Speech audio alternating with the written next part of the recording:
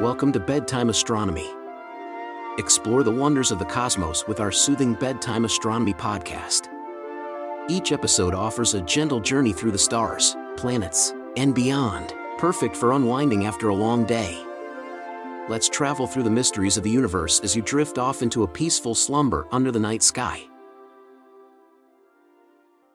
Welcome back. Today we're doing a deep dive into some really breakthrough JWST research. We've gone through the data, and we're going to give you a front row seat to, well, what looks like the rewriting of cosmic history. Yeah, it's a big one. Our whole exploration today is about this radical shift in how we understand the cosmos. Specifically, how the most monstrous objects in the universe, these supermassive black holes, actually came to be. For decades, the consensus among astronomers painted a very specific picture of the early universe. It was an orderly, almost, domesticated narrative. Right. The traditional theory, this was the absolute bedrock of cosmology, was built on the idea of coevolution. We didn't just believe that supermassive black holes and their galaxies grew. We believed they grew in this precise lockstep over cosmic time. And lockstep implies a really deeply integrated, sort of synchronized development, right? So if we look at a mature galaxy like our own Milky Way, the idea was that the galaxy had to first build up its stars, its spiral arm. Get its structure in place, yeah. Yeah. And only then would it sort of gradually nurture the black hole in its core. And it would keep that black hole proportional to the galaxy's total mass. Exactly. And this relationship, it was even quantified. We saw it everywhere in the nearby universe through the famous M-sigma relation, which correlates the mass of the black hole, the M, with the velocity dispersion sigma of the stars in the galaxy's bulge. And that relation, it suggested this powerful physical link that the galaxy somehow knew how big its black hole should be, and, vice versa. It implied a kind of beautiful, balanced, gradual growth. Mutual regulation, yeah. They kept each other in check through these powerful feedback mechanisms. It sounds incredibly neat. Maybe a little too neat for the chaotic early universe. Well, that's just it, because now JWST, with its piercing infrared vision, has delivered what looks like the decisive evidence to challenge that entire framework. And the centerpiece of the sources we looked at is a galaxy they've designated Virgil. And we're seeing it when the universe was incredibly young, just 800 million years after the Big Bang. And Virgil is the ultimate cosmic contradiction. It looks perfectly ordinary, but it's hiding this monstrous, supermassive black hole that just completely defies that traditional lockstep theory. So the findings, which were spearheaded by researchers like George Reek and Pierluigi Rinaldi, they force a pretty revolutionary conclusion. They do. Which is? That our previous ideas about how supermassive black holes form, at least in the universe's infancy, were, and I'm quoting George Reek directly here, pretty much completely wrong. Wow. The source material just provides undeniable evidence that in these early environments, the black holes, they don't wait for the galaxy to catch up. They actually get ahead of the galaxies. They become vastly disproportionate or overmassive for their environment. So the monster doesn't just match the house. The monster builds a mansion while the house is still, a cottage. That is the sound of cosmic history being vigorously rewritten. So, before we dive into Virgil's details, let's just make sure everyone gets the scale of history we're talking about here. Looking at the modern universe? No, not at all. We are firmly planted in the universe's infancy. It's an epoch marked by extreme redshift. The JWST observations, they focused on this tiny patch of the sky. It's truly minuscule, less than 1/10 of the size of the full moon. But that little patch of sky has a lot of history. It does. It's the location of the legendary Hubble Extreme Deep Field. So Hubble gave us the first, tantalizing glimpses, but JWST can look deeper past the dust and further back in time. And that timeline is so important. We're looking back to a cosmic age, a redshift of around Z=7, which puts us 800 million years after the Big Bang. This is a time when the universe should still be in the early stages of building things. Right. We expected these galactic structures to be modest, compliant, slowly building up their mass. And the fact that Virgil exists with this ridiculously large black hole at that early stage, it just challenges the fundamental question. How did the first seeds of these monsters grow so big so fast? Okay, let's unpack Virgil itself, because this galaxy really embodies the core paradox. Yeah. It's the definition of a cosmic shapeshifter. It has two completely different identities, depending on how you look at it. It really is a remarkable demonstration of observational bias. When astronomers first looked at the data from instruments sensitive to shorter wavelengths, so the equivalent of visible and near UV light from back then, Virgil looked, well, frankly, boring. Tell us what it looked like in those standard views and, why that fit the old theory so well. Well, using instruments like JWST's near-infrared camera, NIRCam, or the spectrograph, NIRSpec, Virgil just appears as an entirely ordinary star-forming galaxy. It's good side. Exactly, it's good side. It's outward personality, it's young, it's vibrant, it's following the expected path of a typical, rapidly building star system. It's bright, which means lots of active star formation. Just what you'd expect. And this is where that historical bias comes in. If astronomers only had that NIRCam data, which is often the case for these deep, resource-intensive surveys, they would have just classified Virgil based on its star formation, called it a typical early galaxy, and just moved on. Yep. The revolutionary part of the story, the part that overturns decades of theory, would have completely missed. Completely. The whole insight was dependent on the other data, the long-wavelength infrared beta. And that is where the dramatic transformation happens. When they brought in the data from the mid-infrared instrument, MIRI, Virgil JWST, it transforms. It goes from a compliant star-forming system into the host of a heavily obscured supermassive black hole. The revelation of the hidden beast. Jekyll turning into Hyde, absolutely. Let's clarify, heavily obscured. For everyone. When we talk about a black hole being obscured, what does that actually mean in terms of what it's doing? Its activity, its diet? It means the black hole is not just nibbling. It's aggressively feeding. It is accreting material at an extraordinary rate. As all that gas and dust spirals in, you get this intense frictional heating, gravitational compression, and it superheats the material to millions of degrees. The black hole starts to pour out immense quantities of energy. So that sounds like a quasar, right? One of the brightest things in the universe. So why wasn't it visible as one in the standard optical data? Because all of that energy output is shrouded in dust. Imagine this powerful radiation trying to escape, but it immediately just slams into this massive, thick envelope of cold dust and gas surrounding the core. Which is the very fuel it's feeding on. The fuel reservoir itself. This cloud is so dense that it absorbs or scatters all the shorter wavelength light. It's a cosmic curtain. What does escape is the longer wavelength infrared light. The dust absorbs the high-energy radiation, heats up, and then re-emits that energy as heat. And that's what MIRI detected. So the lack of visible light isn't evidence of a quiet black hole. It's ironically evidence of an extremely active one, just cloaked in its own exhaust and fuel. That's it. And this brings us back to that overmassive problem. This is the direct challenge to the M-sigma relation we talked about. This is the death blow to the lockstep model. Yeah. When the researchers calculated the inferred mass of this hidden black hole at Virgil's core, they found it was far larger than its host galaxy should be able to support. So overmassive just means the black hole grew way too quickly compared to the total mass of stars and gas in the galaxy around it. It's completely out of proportion. So the black hole is already established and dominant at this incredibly early time, just 800 million years in. What does this do to our ideas about black hole seeds? This is where the theoretical implications get really profound. I mean, the standard model assumed that these supermassive black holes started as seeds. They were either formed from the collapse of the very first, massive stars, so stellar mass black holes, maybe 100 times the sun's mass. And then they would gradually merge over time. Right. Or the more exotic idea was a direct collapse of a massive gas cloud, which could give you a bigger seed, maybe up to 100,000 solar masses. But the problem is that 800 million years just isn't enough time, even with the most aggressive feeding, if you start that small. It isn't. The conventional path of mergers and gradual accretion, it just doesn't let a black hole reach this size.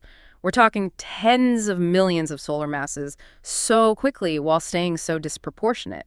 Virgil is a strong suggestion that either the initial seeds had to be way more massive than we usually assume. So the high-end direct collapse scenario. Potentially. Or that they had access to an absolutely enormous continuous supply of cold gas and dust that let them just grow, sustain for hundreds of millions of years. Right. Rake's conclusion stands. The black holes are getting ahead of the galaxies. It really feels like the universe is telling us that the M-sigma relation, which works so well for us locally, is a correlation that only shows up later in cosmic time, maybe 2 or 3 billion years after the Big Bang. And in the beginning, it was just pure, unbridled black hole chaos. Yeah, that's a key refinement, I think. The M-sigma relation might be the result of feedback. The black hole grows, eventually it blows away all the surrounding gas, stops its own growth, and self-regulates the galaxy's star formation. So it's the end state. It's the end state.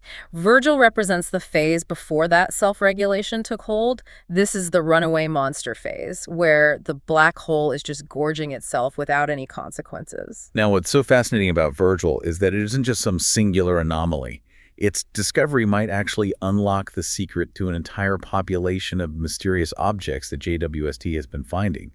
Let's shift our focus to these little red dots. Virgil is truly the Rosetta Stone for the little red dots, or LRDs. When JWST first started its deep surveys, astronomers started noticing this population of objects, compact, extremely red sources just appearing in huge numbers in the early universe. It sparked immediate curiosity. Okay, for our audience, let's quickly go over what redness means here, because LRDs are red for a couple of different reasons. That's crucial. Redness in astronomy can mean two things. First, there's cosmological redshift. As we said, the expansion of space stretches light. So for distant objects like Virgil, the UV and optical light it emits gets shifted deep into the infrared by the time it reaches us. All distant objects are redshifted. Right. But LRDs are exceptionally red. Which points to the second factor. Intrinsic redness. And this is caused by thick dust veils within the galaxy itself, which absorb and re-emit the light. So LRDs are defined as objects that are extremely red, even after you account for their extreme distance. Okay, so we have these little red dots. They're compact, they're incredibly bright, and they're extremely red, which implies huge amounts of dust. What was the mystery around their timeline? The timeline was baffling. They seem to appear in large numbers around 600 million years after the Big Bang. But then they all but disappear about 1.5 billion years later. Astronomers just saw them vanish from the census of observed galaxy types. And if cosmic structures don't just, vanish, then their descendants must exist somewhere today. This created a major theoretical puzzle. Precisely. If they disappear, they must have transformed into something else. But what? Before Virgil, the theories were all over the place. I mean, from the mundane to the wildly exotic. What was the mundane theory? Some argued they were just hyperdusty, but otherwise typical star-forming galaxies.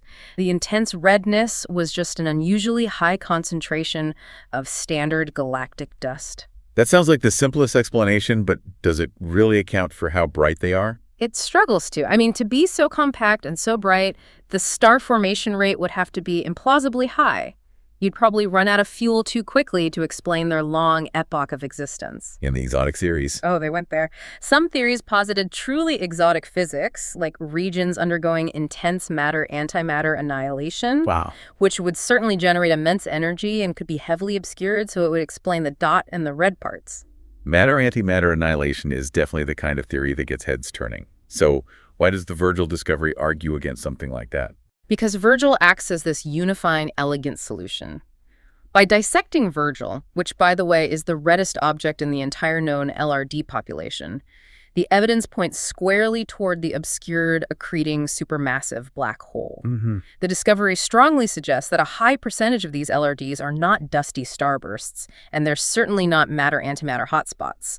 They are, in fact, dust-shrouded active galactic nuclei, or AGN. And this makes perfect sense. The high luminosity, the dot part, isn't coming from starlight. It's coming from the immense gravitational energy released by the black hole feeding frenzy. Exactly. And the extreme redness, the red part, is directly caused by that massive dust veil that's hiding the AGN from the shorter wavelength instruments. It's a beautifully simple synthesis. It ties these two previously separate mysteries, the overmassive black holes and the LRD population, together into one common story. Virgil is the extreme version of what many LRDs likely are, the chaotic, dusty early stages of supermassive black hole growth. And the mystery of why they disappear becomes solvable with this AGN idea, doesn't it? It does. Their disappearance is likely an evolutionary process. As the black hole feeds, it also generates these powerful outflows feedback. We're talking jets and winds traveling at immense speeds. And these outflows, they start interacting with the surrounding gas and dust. They basically sweep the fuel reservoir away. Like a vacuum cleaner clearing out the dust around it. Exactly. As the black hole eats the gas and dust and the rest gets blown away, that heavy dust veil thins out. And when the veil thins, the short wavelength, high-energy light from the AGN can finally escape. The object isn't intrinsically red or heavily obscured anymore, it transforms.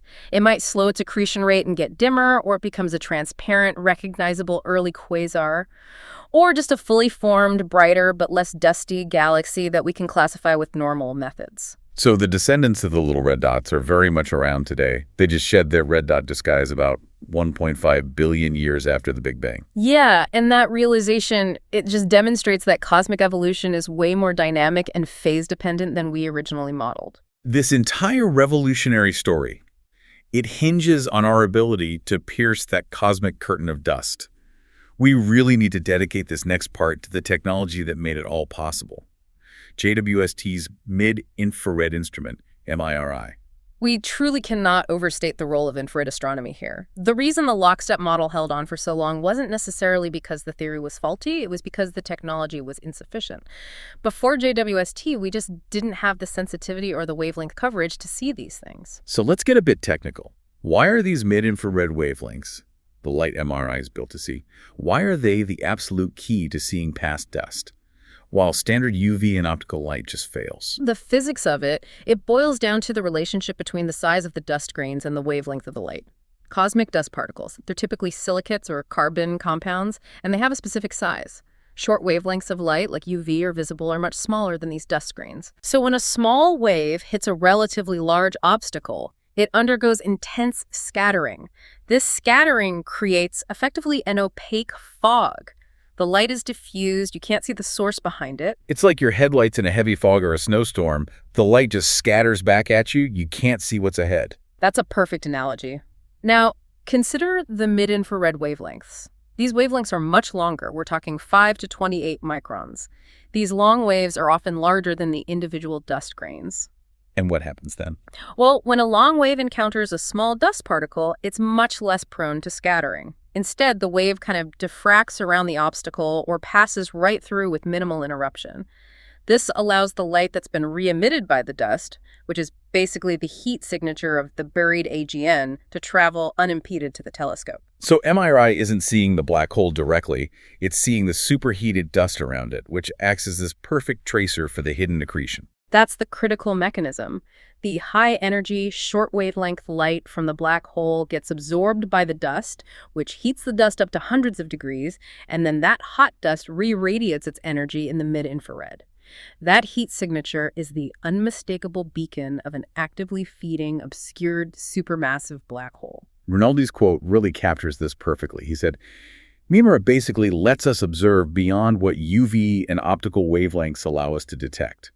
He was essentially saying that for years we were biased toward looking for stars because they're easy to see. Right, we were missing the more energetic, more critical phenomenon that required MRI's unique sensitivity. It just reinforces that profound takeaway. The paper shows that some of the universe's most extreme objects may be hiding in plain sight. We were looking right at Virgil with NIRCam and calling it ordinary because the starlight was obvious. We needed MIRI to show us the gigantic energy source lurking at its core. And this brings us to a major point about astronomical methodology, the observational bias that this study revealed. Yeah, why, if we knew infrared was important, do these high redshift surveys still seem to treat MIRI like a secondary instrument? That's the harsh reality of resource allocation in astronomy. JWST is phenomenal, but even its time is limited, and time is money. A lot of these high redshift surveys, they rely heavily on deep imaging with NIRCam because it's generally faster for broad surveys and gives you crucial morphological data. When MIRI is used, the observations are often short exposures, what we call shallow observations. So why is MIRI time so much more resource intensive? Why does it require considerable time for a deep observation? It's a few things. MIRI operates at the coldest temperatures of any instrument on JWST, just 7 Kelvin, a few degrees above absolute zero. It needs these complex cryocoolers to manage its heat. To maintain that sensitivity and suppress instrument noise, every single photon counts. So for faint, heavily obscured targets like Virgil, you have to stare at that patch of sky for hours, sometimes days, just to integrate enough signal. The longer the exposure time, the deeper the image, and the more these extremely faint, obscured sources finally rise above the noise. So if astronomers have to choose between a deep, wide NIRCam survey that covers a huge area quickly, or a deep, narrow MIR survey that covers a tiny area slowly, They often go for the wider NIRCam view. Exactly, and this leads to the critical realization. Astronomers may be systematically missing a hidden population of dust-obscured black holes, simply because our deepest surveys have prioritized visible and near-infrared over deep mid-infrared. So our existing catalogs of early universe black holes, the ones that inform our models, are likely severely incomplete. They only represent the clean quasars that weren't shrouded in dust. It's a major gap in our knowledge. If Virgil is a representative example, it means every time we see an LRD or even just an ordinary-looking young galaxy, we have to recognize there's a significant chance a hidden overmassive black hole is driving its luminosity. And we need that expensive, time-consuming, deep MIRI data to confirm it. This realization expands the implications so far beyond just Virgil. If we have this systematically undercounted population of overmassive, rapidly growing black holes in the early universe, how does that fundamentally change our understanding of cosmic history? When you broaden the scope, the first major connection is to the process of cosmic reionization. This is one of the most important unresolved questions in cosmology, and this hidden population of early SMBHs could play a profoundly significant role in driving it. Okay, let's ground this. Can you clearly define cosmic dawn and reionization for our listeners? Sure. Cosmic dawn is the epoch roughly 100 to 200 million years after the Big Bang. Before this, the universe was essentially dark. It was filled with cold, neutral hydrogen gas. That was the Dark Ages. Reionization is the turning point, when immense amounts of high-energy radiation, mostly UV light, came in and stripped the electrons from that neutral hydrogen, ionizing the gas and making the universe transparent, which it still is today. And for decades, the leading idea was that the energy for reionization came primarily from the first really massive stars, the population 3 stars, clustered into the first galaxies. That was the conventional wisdom, but now, if these supermassive black holes like Virgil are growing ahead of their galaxies, pouring out that immense energetic radiation, their combined output just changes the entire equation. The energy from an actively accreting black hole is dramatically more intense and energetic than the radiation from just star formation. So if we're systematically undercounting this source, our entire energy budget for reionization is completely wrong. It's completely wrong. If we assume that, say, 50% or more of the LRDs we see are actually obscured AGN, we are introducing a massive new source of ionizing radiation that we hadn't properly factored into our models for that first billion years. Which raises the possibility that early black holes, not just early stars, were the primary powerhouses that drove the reionization of the universe. Right. They would have punched holes in that neutral hydrogen fog far more efficiently than stellar radiation alone ever could. The implication there is massive. It means early black holes might have done more to shape the visible universe than the stars themselves. It shifts the focus. It shifts it from stellar assembly to gravitational accretion as the dominant early universe process. It forces us to revise all the theoretical models for reionization. If black holes are the key drivers, those models need to account for dust obscuration and the distribution of the AGN's radiation much more carefully. This is genuinely exciting, but it brings us back to that critical question. Is Virgil unique, or is it a sign of a much bigger population? On the face of the currently published data, Virgil is. It's highly unusual. The sources note that, remarkably, no other source with Virgil's extraordinary traits has been reported at such early cosmic times. So if you were just looking at the raw numbers, you might conclude it's an outlier, a fluke. But the research team doesn't believe that, do they? They think this is about our methods, not the cosmos itself. Exactly. Rinaldi and Riek, they strongly suspect this apparent rarity just reflects the severe observational limitations we just discussed, the shallow MIRI observations. It is almost certain that we are failing to detect equally obscured objects in adjacent fields simply because we haven't stared long enough with MIRI. And this is where that powerful tip of the iceberg analogy from the source material comes in. It's the perfect metaphor for where we are right now. What we've been seeing in NRCam surveys are the clean galaxies, the low dust systems, the transparent ones, that's the visible top of the iceberg. Virgil is a rare, lucky glimpse of the part just below the waterline. So the crucial question is Virgil truly alone? Or does it represent the tip of an iceberg of hidden supermassive black holes? And if the latter is true, the massive early black hole activity we're missing could be just enormous. And the future of this field is therefore entirely dependent on strategic resource allocation. We need to lobby for and execute further deep MIR observations over larger regions of the sky.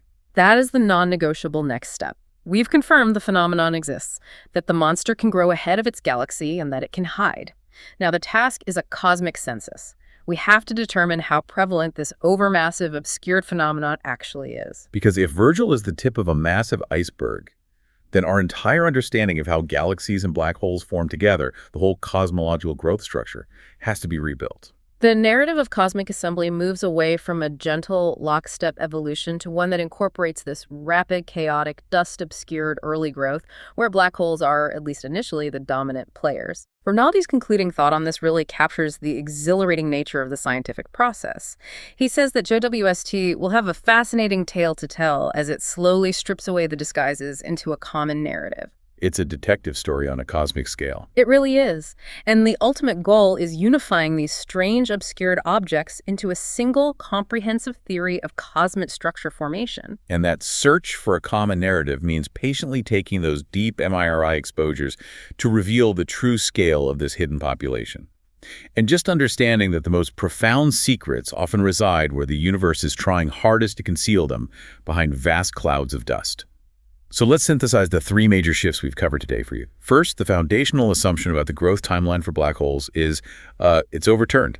The lockstep or coevolution model is out, and the overmassive model, where black holes get ahead of their galaxies, is the new reality for the early universe. Which requires massive, fast-growing black hole seeds. Second, the little red dots mystery is now, well, largely solved.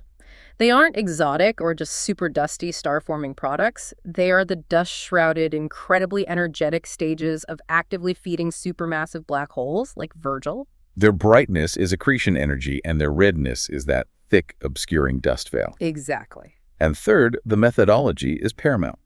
This discovery highlights the profound observational bias in previous surveys. Infrared astronomy, specifically MIRI on JWST, is the non-negotiable key to seeing the real story. What's invisible to the eye is often the most important part of the cosmic census. And this matters to you because it shows us that every new generation of telescope doesn't just refine our picture of the universe. It can completely shatter the fundamental frameworks we rely on. What we don't see, the phenomena hidden in those longer, redder wavelengths obscured by dust, that's what is defining the most extreme processes in the cosmos. It's reshaping our understanding of gravity, of energy, and time itself. Absolutely. And that leads us to our final provocative thought for you to mull over. We've established that these deep MII observations require a huge amount of time and resources, and that we might be systematically missing a massive population of early black holes because we've only had time for shallow surveys. So consider this. If the universe's most extreme objects, the ones driving fundamental processes like reionization, only reveal themselves through these painstaking, resource-intensive, long-exposure measurements, what other foundational truths about the cosmos are currently being obscured, simply because we as a species haven't yet had the time or capacity to commit to looking that deeply across the vastness of the sky? The iceberg analogy extends not just to Virgil's siblings, but perhaps to entirely new classes of cosmic objects we don't even have names for yet, just waiting patiently for us to spend the time to look past the dust. That's a deep thought to end on. We hope this deep dive into Virgil and the little red dots gave you a new perspective on how JWST is rewriting the history books, one dusty, obscured black hole at a time.